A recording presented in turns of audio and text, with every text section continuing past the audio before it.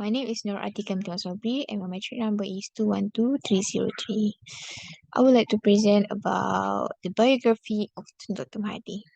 Tun Dr. Mahathir bin Mohamad is a prominent Malaysian political and a statement of who served the fourth and seventh Prime Minister of Malaysia. Tun Dr. Mahathir is considered one of the Malaysian most influential political figures and had a significant impact on the country development. Tun Dr. Mahathir was born on 10 July 1925 in Kampung Seberang Perak, Alor, Kedah. He is the youngest son of the 9 siblings. He attended the first school in Sekolah Melayu Seberang Perak and complete his secondary school in Sultan Abdul Hamid College. He pursued a medicine at King Edward College of Medicine in Singapore, where he earned his medical degrees in 1953. After graduating, he served the Malaysian government as a medical officer in Alor, Kedah, General Hospital, and after several years of service, he opened his own clinic. He named his clinic Clinic Masa in Alor, where he even provide the free treatment for the needy. Tun Dr. Mahathir's political career began in late 1940 when he involved in United Malay National Organisation, which is UMNO. UMNO is a major political party in Malaysia. He held a various positions within UMNO and played an instrumental roles in its growth. In 1959, Tun Dr. Mahathir married to Tun Dr. Siti Asmah and they become a loving couple and they have 7 children which is Marina, Mirzan, Melinda, Mozani, Mukris, Maizura and Mazar. Tun Dr. Mahathir was elected as a member of parliament in 1964. In 1974, he became a cabinet minister and held several ministerial positions before becoming the Prime Minister of Malaysia in 1981. So in 1981, Tun Dr. Mahathir was become the first tenure as a Prime Minister. Tun Dr. Mahathir, the first tenure as a Prime Minister for 22 years, making him the longest serving Prime Minister in Malaysia history and Southeast Asia.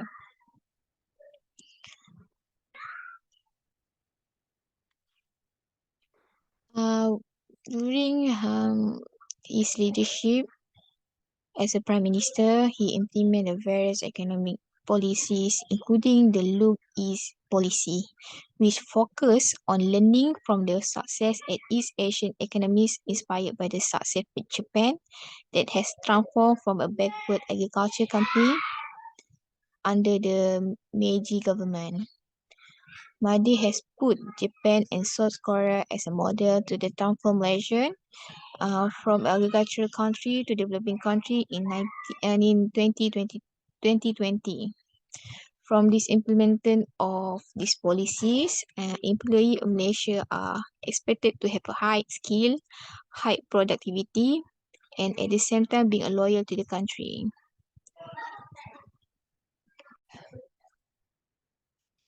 He also introduced the Vision 2020 initiative, which aimed to transform Malaysia into fully developed nation by the year 2020. Assalamualaikum and hi everyone. My name is Nurbaiti binti Badruddin. My metric number is 213128. Let me share the screen first.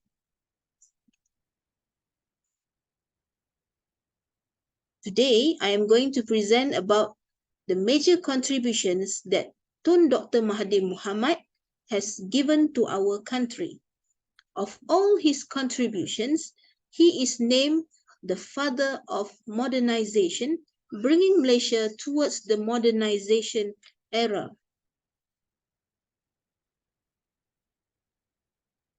In economic development, his main focus are industrialization, infrastructure development, and diversification of the economy. This has resulted a rise in the manufacturing and services sectors. He has also opened Malaysia to foreign investment. He reformed the tax structure, reduced international trade barriers and trade tariffs. He also against the concept of laissez-faire to prevent the monopoly of economics. He introduced Sogo Social Malaysia to expand market of Malaysian products globally.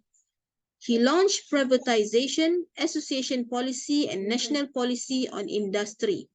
As a result, this has reduced government financial burdens, increased efficiency and productivity towards economic growth. One of his successes is he has overcome the economic crisis in 1997 on his own initiative without depending on the IMF assistance.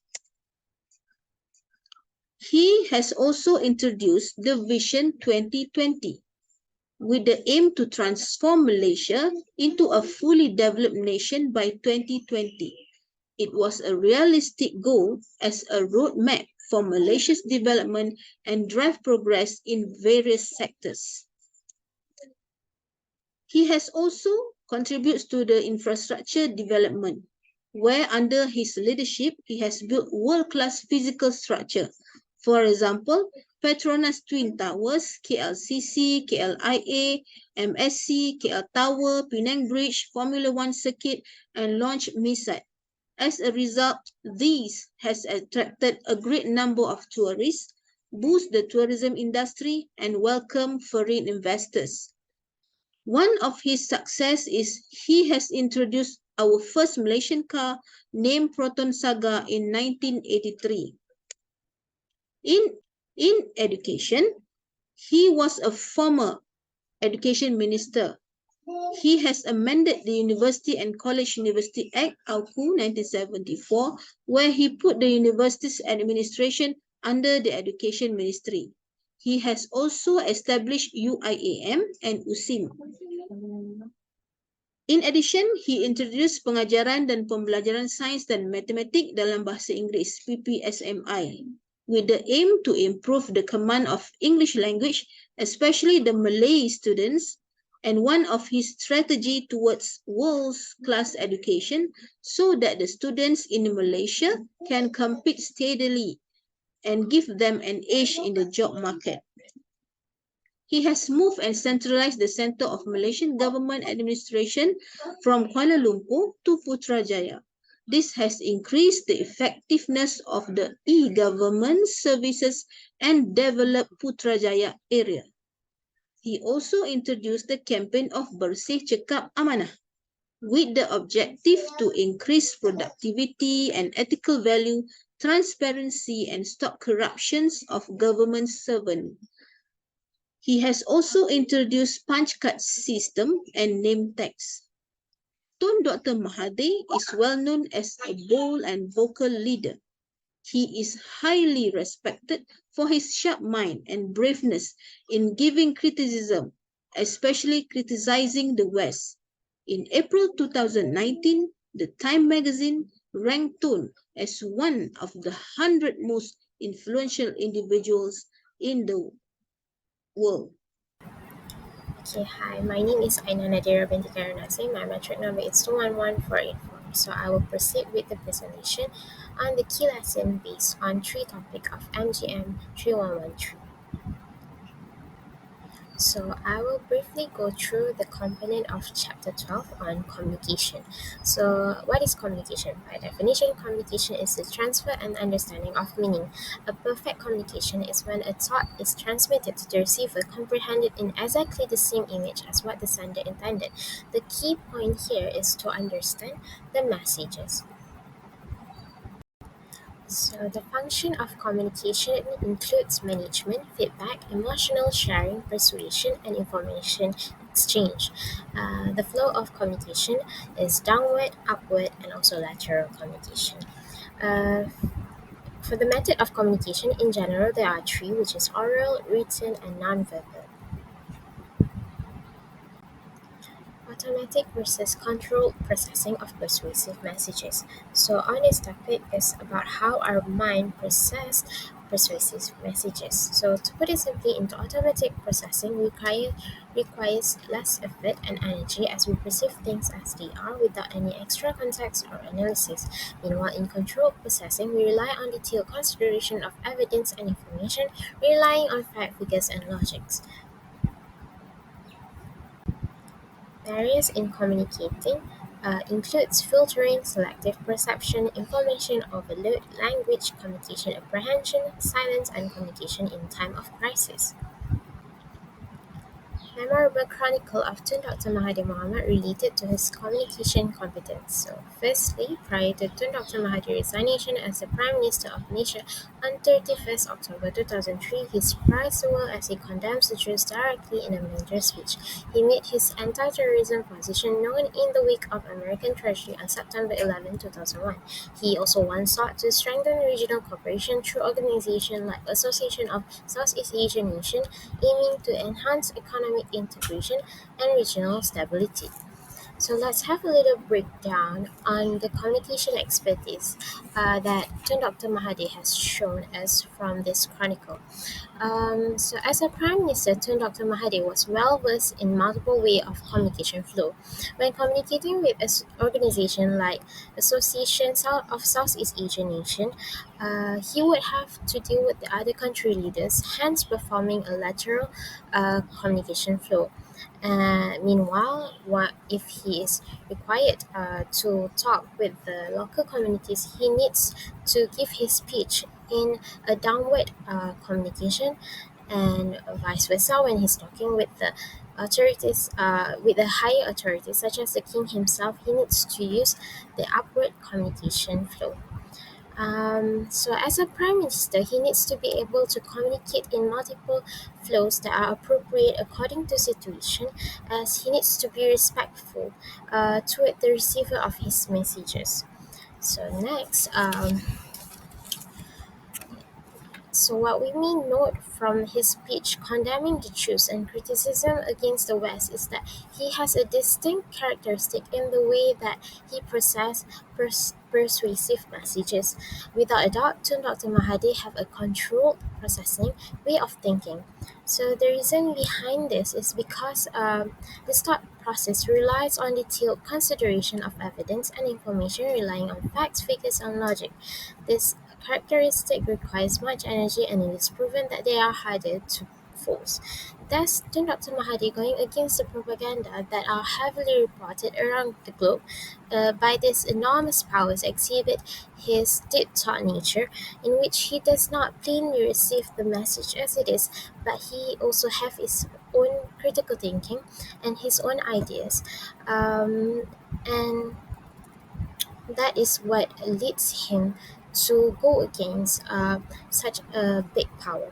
On his perspective as a sender in delivering a persuasive messages to gain support of the other countries, he had to go through three obvious barriers in communication, which are filtering, selective perception, and communicating in time of crisis. Although more often than not, a perfect communication couldn't be achieved due to the highly diverse audience, especially in an international political platform such as the Asian or Association of Southeast Asian Nation organization meeting. The next key lessons based on the topic of MVM 3113 is Chapter 13, Leadership. Leadership is the ability to influence a group towards the achievement of a vision or set of goals. Trait theories of leadership focus on personal qualities and characteristics. The search for personalities, social, physical, or intellectual attributes that differentiate leaders from non-leaders. So throughout Dr. Mahathir period served as Malaysia's Prime Minister from 1981 to 2003, his leadership style was evident throughout the country's administration. He has captivated his followers with his ideas and behaviors in order to get their support to accomplish the objectives set forth by him. Since Dr. Mahathir was appointed as the Prime Minister of Malaysia in 1981, he has proved to be a capable leader of great integrity, a nation builder, and a skilled diplomat in Malaysian foreign affairs. He led the government machinery with confidence, improving and modernized various administrative systems on the way. Tun Dr. Mahathir introduced many new administrative reforms into the government machinery, demonstrated by his hands-on approach to problems and issues in dealing with any administrative matters. He led the Malaysian government machinery with confidence, knowledge, skills, and integrity. Next is the leadership value that has been portrayed by Tun Dr. Mahathir. First is sensitivity to follower needs. Tun Dr. Mahathir uses a personality traits approach to manage and address a variety of issues facing the Malaysian people. Tun Dr. Mahathir aware of the grievance and opinion of the citizen. He hear and learn about the numerous views and opinion of people at the grassroots level. He carry out his responsibility being fair and making logical conclusions regarding every subject and problem that is brought up. Next is vision and articulation. A guy of remarkable vision, Tun Dr. Mahathir conceived and presented Malaysia's Vision 2020 in 1981. In 1982, Tun Dr. Mahathir began adopting new policies. The objective and goals were made clear, allowing him to immediately modernize the Malaysian public sector's procedure. He also introduced the issues into the public service, civil workers, and the structure's behavior. Therefore, Tun Dr. Mahathir believed that in his capacity as Malaysian leader and Prime Minister, he must make decisions that will benefit all Malaysians. The third one is extraversion. Tun Dr. Mahathir's astute thinking and prudent leadership of the nation were responsible for the success of development projects in Malaysia. Malaysia's emergence as an economic power in the Asian area, as well as Malaysian cordial relations with neighbouring nations. The next leadership value that has been portrayed by Tun Dr. Mahathir is open-minded. As a leader, Tun Dr. Mahathir also is very receptive to comments from the public, whether it's come from within Malaysia or outside. For instance, he urged Malaysians to adopt the Korean and Japanese work cultures when he announced the Look East policy in 1982. He is also a critical thinking person. Tun Dr. Mahathir is a wise and smart leader who was able to overcome the 1989 financial crisis without Malaysia getting the help of the World Bank.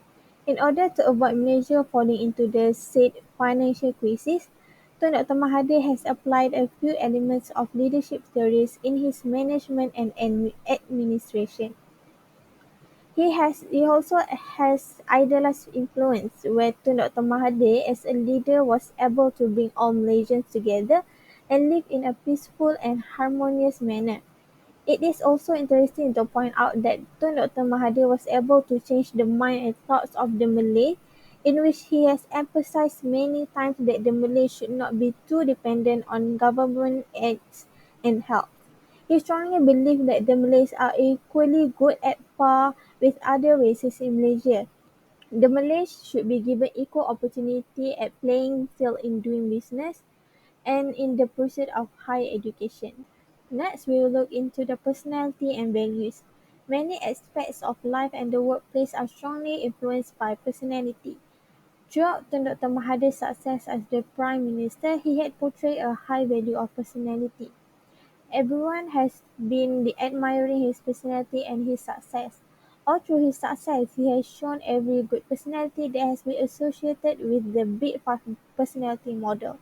He has portrayed a high quality of conscientiousness, emotional stability, extraversion, openness to experience, and agreeableness within his time leading the nation.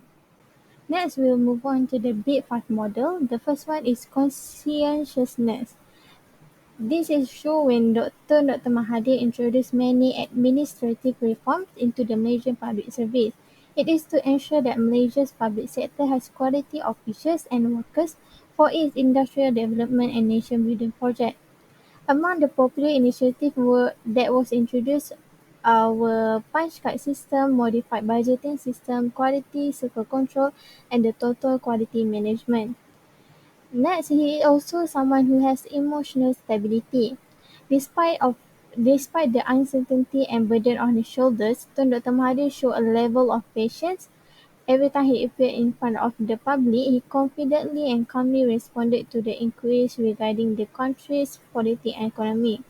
He is someone who does not seem to be a person who suffers from narcissistic personality disorder, or he does not seem to be an overly sensitive person. Dr. Mahathir also shows the extraversion characteristic during his leadership. During his leadership, Malaysia takes more liberal and friendly approach to managing its foreign policy. As a great trading nation, Dr. Mahathir wants Malaysia to be friendly to all countries and become an enemy to none. On certain international issues, Dr. Mahathir would like to take a confrontational approach over certain countries in order to maintain and get support from nations of different races. It is to be noted that Malaysia has benefited a lot from its active participation and growing prominence in the international arena during that time. It also shows the characteristic of agreeableness. There are many other projects from Malaysia which were initiated and completed by Dr. Mahathir for the people of Malaysia. To him, democracy should have an administrative system which is good, fair, and smooth running to serve the people. The last Big Five model that has been shown by Tun Dr. Mahathir is openness to experience. As Prime Minister, Tun Dr. Mahathir's thoughts and ideas were put to the test. Though many initially criticized his many so-called mega projects for development, they later had to swallow their words. It soon proved that those mega projects were the ones which helped Malaysia achieve commendable progress. His belief in science and his effort to transform Malaysia into a modern industrialized nation through science and technology has been a success. When Malaysia successfully transformed from a country dominated by low-cost agriculture to the developed industrial country. So now we'll move on to the MBTI. So Dr. Mahathir's MBTI, his INTJ, where it is highly indicated by his personality, where he is someone who is rational. He can reframe nearly any challenge as an opportunity to sharpen his rational thinking skill and expand his knowledge. And with this mindset, he can devise inventive solutions to even the most difficult of problems. He is also someone who is determined, that is known for being ambitious and goal-oriented. He is also someone who is original, where he is responsible for some of history's most unconventional ideas and inventions. This is proved so many times during his success during his time as the Prime Minister. Now we'll look at the best takeaway from MGM 3113 for my future from each of the members. Hi, my name is Shawani binti Jafri with metric numbers 210289. The best takeaway from MGM 3113 for my future is from the subject and organizational behavior. I learned that we as an individual can change the organization to be the best. This course taught me about behavioral issues that helped me reflect on myself. This subject gave me the opportunity to improve myself and also work on my characteristics. I learned that there are many aspects of myself that can be improved to be the best version of myself. For example, I have learned about attitude and also personality, which shows me the impact on both on the organization and also the environment.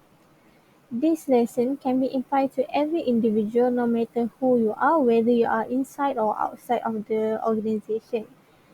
This subject covers the knowledge about an organization from the perspective of an individual and also within the group and organization itself. So this lesson can help me develop my value of my working ethics, which can help me in my working field in the future. Furthermore, I learned what causes wrong behavior, where the cause lies, and how exactly can inbuilt character within an organization. So this subject provides me with a valuable opportunity to not just learn, but to develop myself to be a good organization member. This course gives me a new perception of the organization that may help me fit in an organization later. Hi everyone, my name is Nurbaiti binti Badaruddin. My metric number is 213128. Let me share the screen first.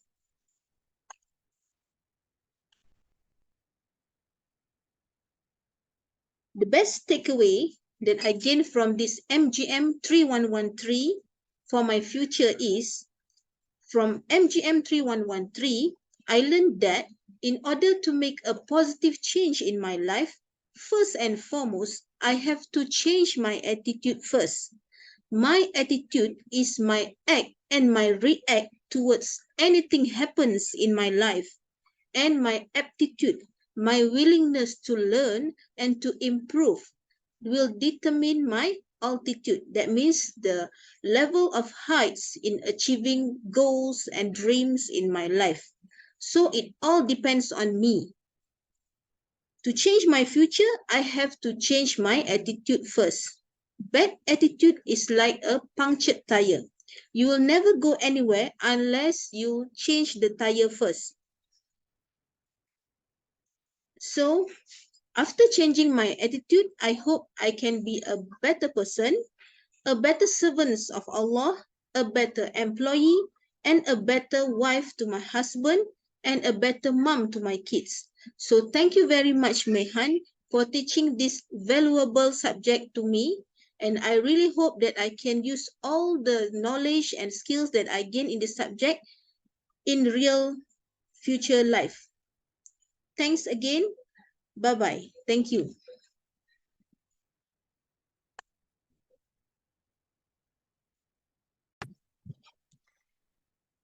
The best takeaway that I can get from MGM 3113 is I learned on how to interact with an organizations, group and people among us, beside what people's thought, actions and feeling toward the organization, and is it give the effect to organization in order to get the best result.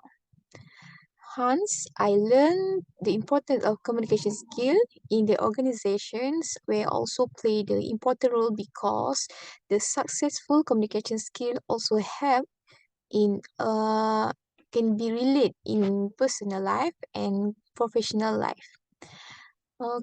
Communication skill also help in avoid the conflict among the people in organization. Best takeaway from MGM 3113 for my future. So from this course, organizational behavior, I learned that changes start from within oneself. Thus, constant self-development are important to thrive whether in academic setting or industrial world. In example, the skill of communicating and time management are not learned from the classes, the theoretical classes, but instead we must develop it ourselves. In this course, I also learned the component that builds up an organization, either the organizational structure, the attitude, what motivates the employee, foundation in work team, and many other things. In this course, it covers all aspects of behavior within an organization in the perspective of an individual, group, or in the organization as a whole. I'm sure the knowledge that I've gained from this course will be beneficial for me in the future to enter the workforce. And that's all for me. Thank you.